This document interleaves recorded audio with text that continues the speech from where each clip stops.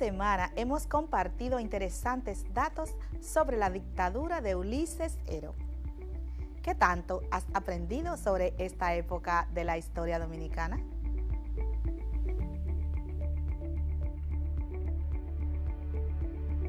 Saludos y bienvenidos a su clase de retroalimentación de Ciencias Sociales de quinto de secundaria con la profesora Celestina Heredia.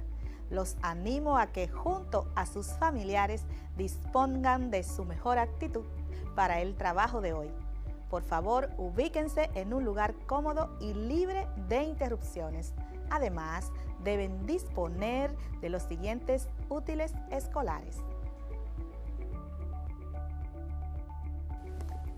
cuaderno, lápiz o bolígrafo, libros y revistas de historia dominicana, un mapa físico o político de República Dominicana para ubicar lugares, un diccionario o tu móvil para realizar consultas en línea.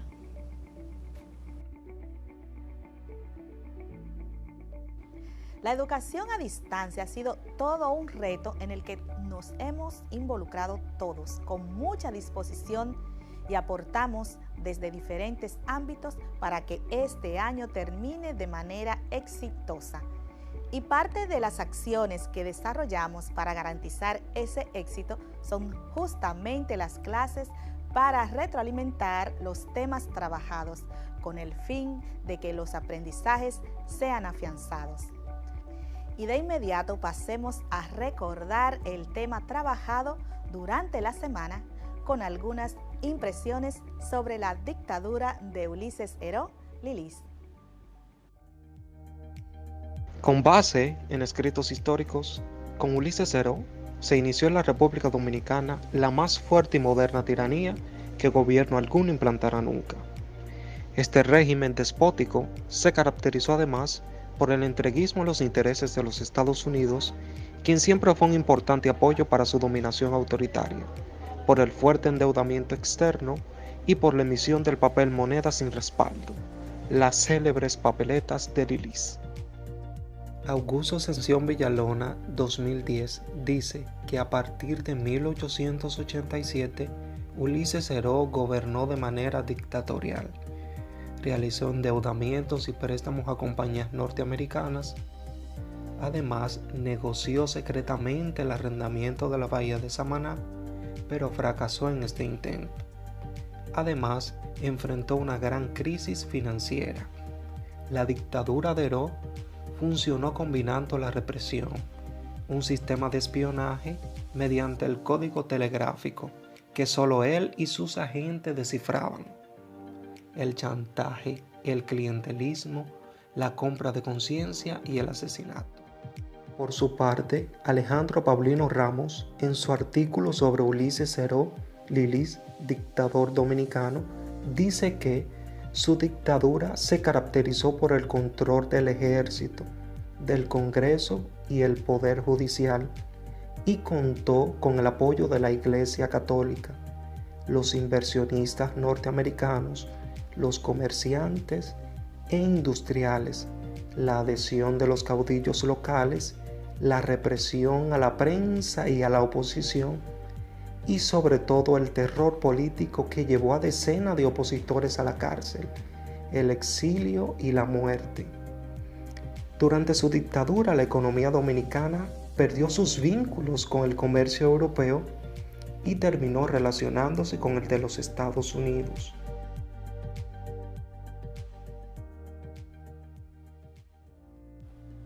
Como bien describen los datos, una de las características de este gobierno fue el endeudamiento, tanto externo como interno, pues gestionar grandes sumas de dinero y emplear la mayor parte de estos recursos para mantenerse en el poder fue una de las prácticas más comunes de Lilis. Lilis envió a Generoso de Marchena, un político rojo de los que formaban su gabinete, a gestionar un préstamo a Europa y así pagar los enormes gastos que significaba mantener su clientela política y mantenerse en el poder.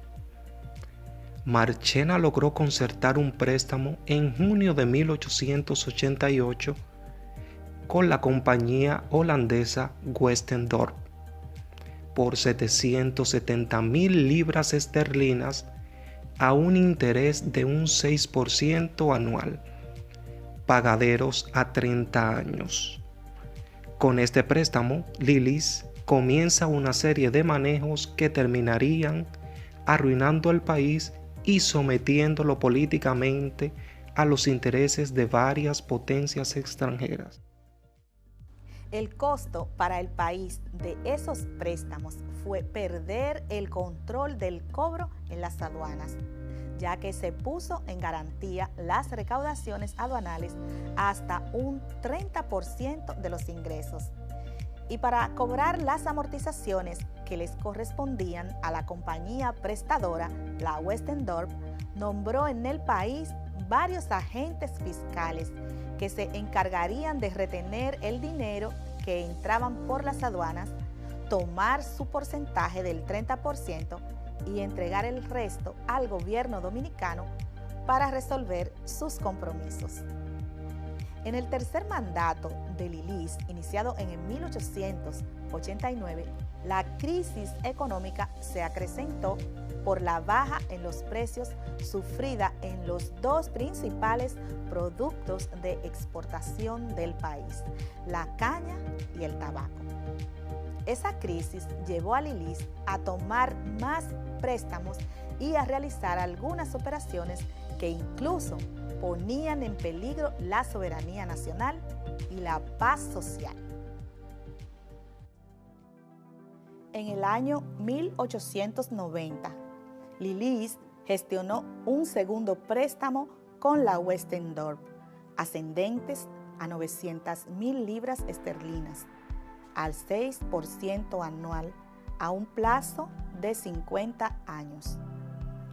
Ese préstamo se conoce como el empréstito del ferrocarril, pues su justificación era la construcción de una vía de ferrocarril que comunicaría a Puerto Plata con Santiago.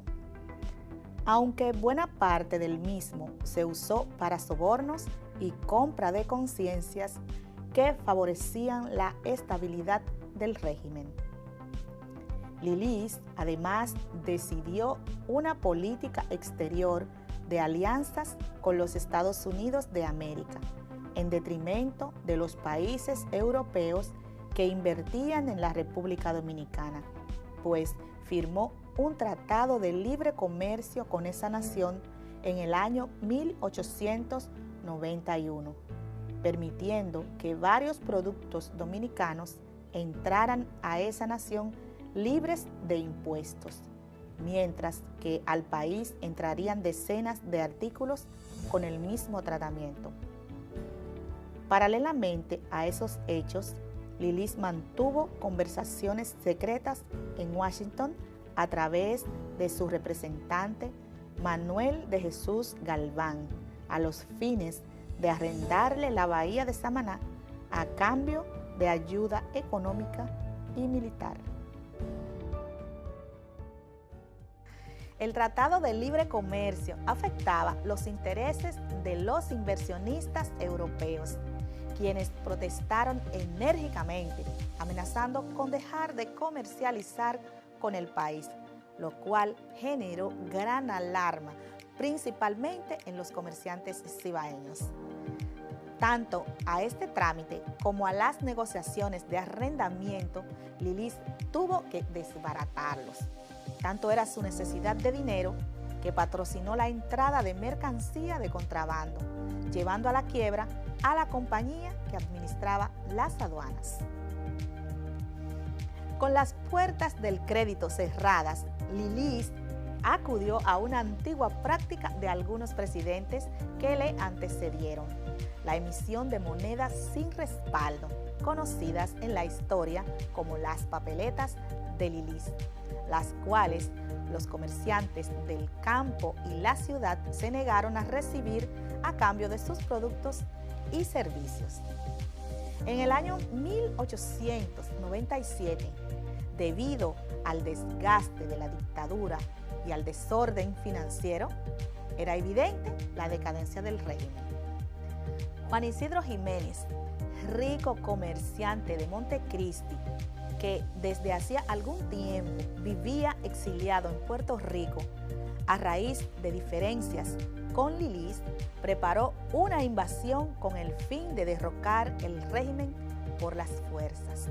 Y aunque fracasó en un primer intento, reorganizó el plan que terminaría con los días de Lilis y con la dictadura. Jiménez volvió al exilio, se estableció en París, desde donde se puso en contacto con varios jóvenes dominicanos que regresaban a República Dominicana y los estimuló a organizar una nueva conspiración para matar al dictador. Uno de esos jóvenes se llamaba Jacobito de Lara, hijo de un comerciante y propietario agrario de Moca.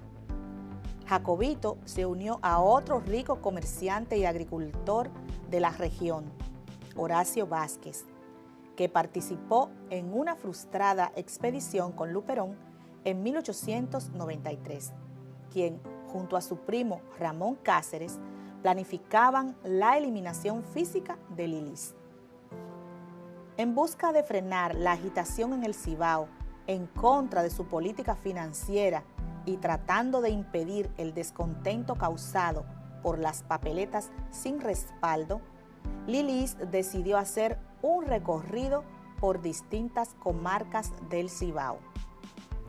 Estando en La Vega, ordenó quemar públicamente 4,000 de las papeletas que eran rechazadas por los comerciantes de La Vega. Luego se dirigió a Moca y allí encontró la muerte, al caer abatido a tiros la tarde del 26 de julio de 1899, cuando visitó la casa del comerciante Jacobo de Lara, el padre de Jacobito, que junto a Ramón Cáceres decidieron ponerle fin a la primera dictadura moderna de la historia dominicana. Tras la muerte del dictador en 1899, se inició una etapa de inestabilidad política en el país, en la que se sucedieron gobiernos débiles y efímeros. Los conoceremos en lo adelante. Les acompañó la profesora Celestina Heredia. Disfruten su fin de semana en compañía de sus familiares. Que Dios Todopoderoso los colme de muchas bendiciones. Bye.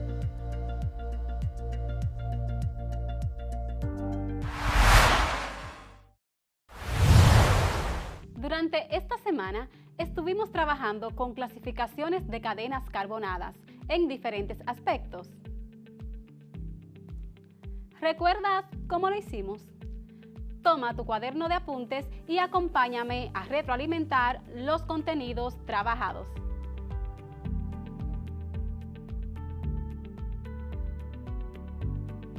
Hola, bienvenidos a nuestro resumen semanal de Química para quinto de secundaria.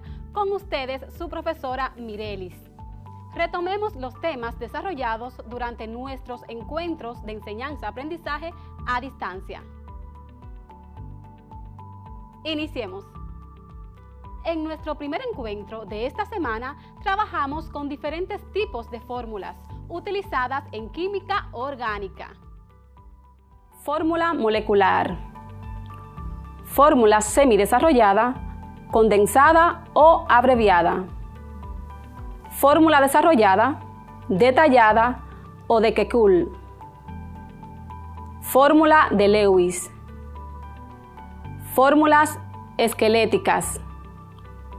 Fórmulas con modelos moleculares de barras y esferas. Proyección de cuña.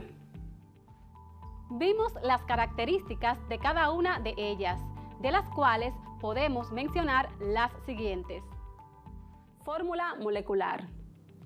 Es un tipo de fórmula bastante básica que expresa el tipo de átomos presentes en un compuesto y la cantidad de cada uno. Utiliza secuencia lineal con los símbolos del elemento y subíndices indicando la cantidad de cada átomo. Por ejemplo, la fórmula molecular de la glucosa o azúcar de la sangre es C6 como subíndice, H12 como subíndice o 6 como subíndice, indicando que tiene 6 átomos de carbono, 12 de hidrógeno y 6 de oxígeno. Continuamos con la fórmula semidesarrollada, condensada o abreviada. Es un tipo de fórmula similar a la molecular, que expresa los átomos que integran el compuesto y también los enlaces químicos con líneas entre cada átomo de la molécula, según sus tipos de enlaces, simples, dobles o triples. En esta fórmula no se presentan los enlaces carbono-hidrógeno. Esto es útil para identificar los grupos radicales que lo conforman, así como su estructura química. Por ejemplo, la fórmula semidesarrollada del butano es, observa en pantalla, donde podemos notar que el butano está formado por 4 átomos de carbono unidos por enlaces simples y 10 átomos de hidrógeno.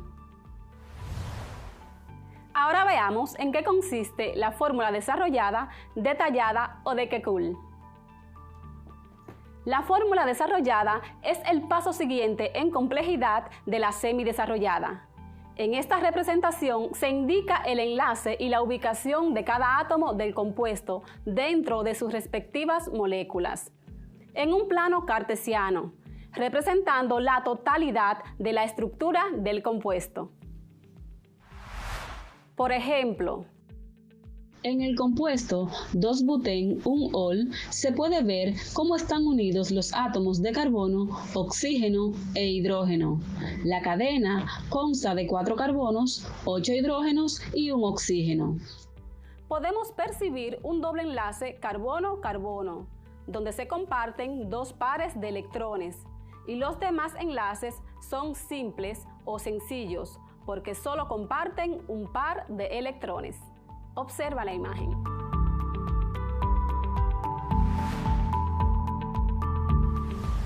Analicemos la fórmula de Lewis,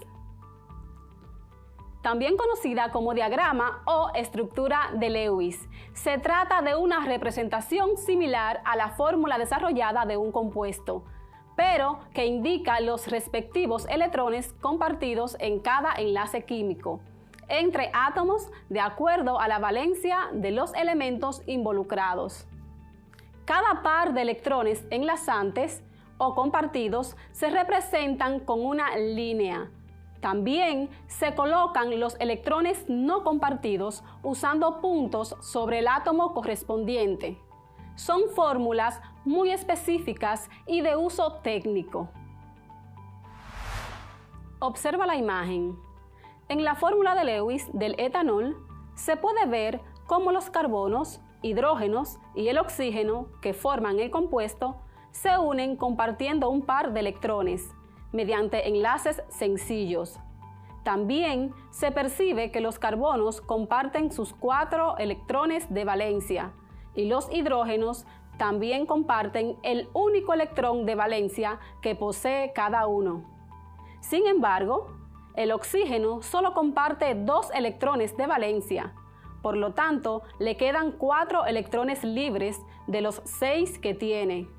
Como puedes observar, los 4 electrones no enlazados del oxígeno se representan con 2 pares de puntos, indicando los electrones que no utilizó para formar enlaces.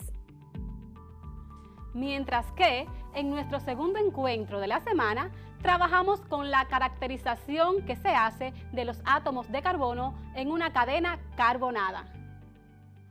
Observa la ilustración. Consideremos los carbonos de color rojo y analiza a cuántos carbonos de color verde está unido. Un carbono es primario si solo se une con un átomo de carbono. Observa la primera imagen. Carbono primario. Es secundario si está unido a 2 átomos de carbono. En la segunda imagen, el carbono rojo está unido a 2 carbonos verdes. Terciario, si se une a 3 átomos de carbono. Cuaternario, si está unido a 4 átomos de carbono. Observa e interpreta la imagen. Luego, identificamos y clasificamos carbonos primarios, secundarios, terciarios y cuaternarios en la pizarra de la siguiente manera. Ahora vamos a identificar y clasificar carbonos según la cantidad de otros átomos de carbono con los que se une. Acompáñame. Identifica y clasifica los carbonos según la cantidad de otros átomos de carbonos a los que se unen. Primario, secundario, terciario o cuaternario. Ya escuchamos en qué consiste cada uno, ¿cierto? Vamos primero a identificar los carbonos primarios. ¿Con cuántos carbonos se une este carbono? Solamente con 1. Por lo tanto, es primario. Colocamos la letra A, señalando que es primario. ¿Cuántos más son primarios? Este solo se une con 1, por lo tanto, es primario. ¿Cuál es más? Este carbono es primario. ¿Cuál más? Aquí tenemos otro. Y tenemos este otro. Esta cadena carbonada consta de 1, 2, 3, 4 y 5 carbonos primarios. Ahora identifiquemos los secundarios. Vamos a ver cuáles carbonos se unen con 2 carbonos más. Este que tenemos aquí se une con este carbono y con este otro carbono. Por lo tanto, es secundario. ¿Cuál más? Este otro se une con este carbono y con este carbono. Por lo tanto, es secundario. ¿Cuál más? Creo que no hay más. Tenemos 1 y 2. 2 carbonos secundarios. Y terciarios son aquellos que se unen con 3 carbonos. ¿Cuál? ¿Este? No. Este ya lo tenemos. Este sí. 1, 2 y 3. Se une con 3 carbonos. Por lo tanto, es terciario. Solamente nos queda un carbono. Ya tenemos el secundario. El terciario. ¿De qué tipo es este? Se une con 1, 2, 3 y 4. Por lo tanto, es cuaternario. Y colocamos la D. Ya terminamos de clasificar los carbonos. Pero, ¿qué más podemos observar en la cadena carbonada? ¿Qué tipo de cadena es? Dime, ya vimos ese tema. Es una cadena ramificada, porque tiene ramificaciones. ¿Y qué tipo de fórmula representa? ¿Cuál? La fórmula semidesarrollada. También trabajamos con los prefijos utilizados según la cantidad de carbono que forman la cadena principal de un compuesto orgánico. Prefijos para indicar la cantidad de átomos de carbono. Observe el cuadro. A la izquierda presentamos el número de carbonos y a la derecha los prefijos que le corresponden según la cantidad. Número de carbono 1, prefijo met. 2, prefijo et. 3, prefijo prop. 4, prefijo but. 5, prefijo pent. 6, prefijo ex. 7, prefijo ept. 8, prefijo oct. 9, prefijo non. Y 10, prefijo dec. Existen muchos más prefijos. Te insto a investigarlos. Recuerda realizar las actividades propuestas. La práctica hace al maestro. Hasta aquí nuestro resumen de química. Será hasta el próximo encuentro, si Dios lo permite. ¡Feliz fin de semana! ¡Bendiciones!